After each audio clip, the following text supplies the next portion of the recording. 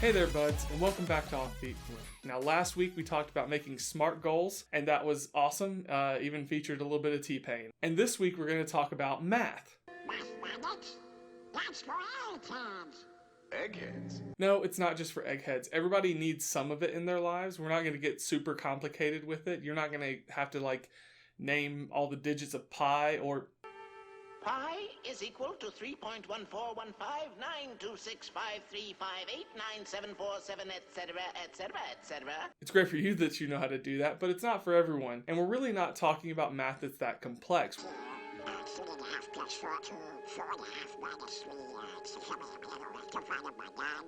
You're making it tough for yourself. We're going to talk through basic addition and subtraction for the most part. So let's walk through it. The very first piece is exactly what we talked about during our data video, and that's income. Just like we talked about there, the main focus is going to be our after-tax or take-home income. So take-home income for those who are being paid by an employer is most likely going to be your after-tax income. As it is, it's just going to be what's on your pay stub. But if you happen to have income that is either commissioned on top of your paycheck or you're entirely self-employed, you're going to have to take care of that tax piece yourself before you can get to what your after-tax income would be. So once you have that after-tax income, you're going to just back out, you're going to subtract the needs portion. So all of those things you identified as your needs, you're going to subtract. I recommend building this overall in a monthly view. So month's worth of income minus a month's worth of your income minus a month's worth of your needs. And if you're not really sure about the needs and wants and all that stuff, go back and watch our data video. It's going to be a really good breakdown of what goes in each of those buckets. Now, once you have taken your take-home pay and you've backed out your needs, you've got what we call residual income. Residual income is all of the things that you have left over once you've taken care of the basic needs. Now, once you get to that residual income piece, the next logical step is going to be to back out your savings. Some groups say back out the savings first and then the needs. For me, it's kind of 6 of one, half a dozen of another. They end up at the same place. The real place where most of your budget magic is going to happen is once you get to where you get after taking out needs and savings. And that's a thing called disposable income. Disposable income is essentially all of the income you can spend on whatever. It is literally disposable. Disposable income is all of that extra income past your needs and your savings. Now, not everyone has disposable income, but for those that do, it's essentially income that if you did not have it, all of your needs and your important savings things would still be taken care of, but it is the sort of thing that addresses most of your wants and maybe the more fun things that you want to do with money. Now, it's from this disposable income that we're going to take out the pieces that we want to apply towards our goals. All of those things like that trip to RTX we talked about in our goals video. All of that is going to come out of this disposable income bucket.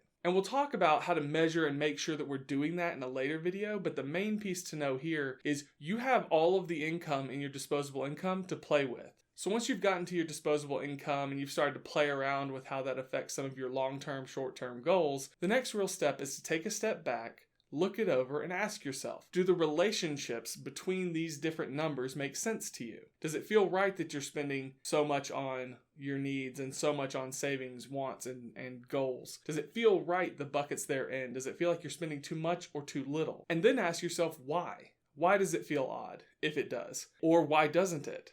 Does it feel like you've caught everything? Do you feel like you're missing things? For example, does it feel like when you look at your budget, just as it's written down, that you should have more money to spend every month? If so, maybe take another look at some of the spending that you had in your spending journal or on your bank account and really take a look at whether or not you had spending that you excluded. Things like going out to eat or other items that, while they are easy to exclude from a budget, do impact how much money you really have to spend. And if it feels like you should have more money in that disposable income bucket, why? Did you double count something? Did you put your rent in there twice, for example? Those sorts of things will affect you also. Now, you can play around with these pieces. Obviously, in your real life, these pieces aren't all movable and malleable, but for those that are, play around with them, move them around, see what works for you, and try to find a ratio that works for you. But don't worry about trying to fit into some ideal ratio. I mentioned a general ratio in our data video, but that's not a gold standard. There is no gold standard. Each budget applies to each person. So what works for you may not work for me, and vice versa.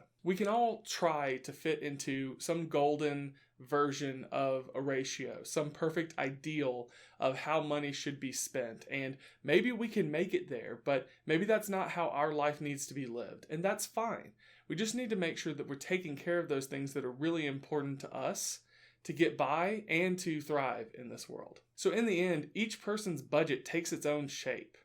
Now maybe you watch this video and it feels tough for you or it's stressing you out. I totally understand that. There's a lot going on here, and for some of you it might be the first time you've ever really seen your financial situation put to paper and defined in numbers. But remember, this is a process. This isn't the last step. We're going to work on things that can help us get better. And so if you're really struggling and you just can't get through it, consider this. Oh, look at the condition of your mind. Antiquated ideas, bungling, false concepts, superstitions, confusion. To think straight, we'll have to clean house. Exactly that. Just clear your mind. Start over. Start fresh. This is a fresh start for all of us, and you shouldn't feel bad about how your budget looks today. The whole goal here is to get better. Remember that you're not a full flower yet. You're a bloom. You're in process. That's why we're here. So to recap, we figured out a very simple formula that's going to allow us to figure out things like what's our residual income and what's our disposable income. Things that we might need to know as we go about doing our budgeting and doing our planning to reach our goals. We covered the fact that everyone's budget looks different, and even once you get it into shape and feel great about it, it's still going to look different than what somebody else's might look like. We covered that there is no perfect ideal. And finally, we covered the fact that for a lot of people, this can be a stressful activity, and it can be a very difficult activity, especially if you're doing it for the first time, but that requires just taking a moment, breathing, and giving yourself a fresh start. Giving yourself a chance to get better and to grow. So that's all for this video. Next week, we'll be talking about tracking. So we'll be talking about how do we take this budget with the goals that we've built into it and begin to track to see if we're actually going to meet those goals. There are a number of tools we're going to talk about, and we're also going to talk about some of the adjustments we might have to make to still reach the goals we want to reach. Now, if you want more, I highly suggest following on Twitter @OffbeatBloom so that you can see all of our videos being posted as they go up on our various platforms. If you want to see videos first, go to Patreon and join at the $5 tier, and you'll be able to see videos right when they go up every single week before anybody else. But if you don't want to pay, go to our site, offbeatbloom.com. You can go there, you can see all of the videos that we post a week after they go up on Patreon and a week before they're going to go up on YouTube. And if you're watching later on YouTube, please consider liking and subscribing to this channel and pressing that little button for notifications. With all that said, my name has been Matthew, and this has been Offbeat Bloom. I'll see you next week. Bye, buds.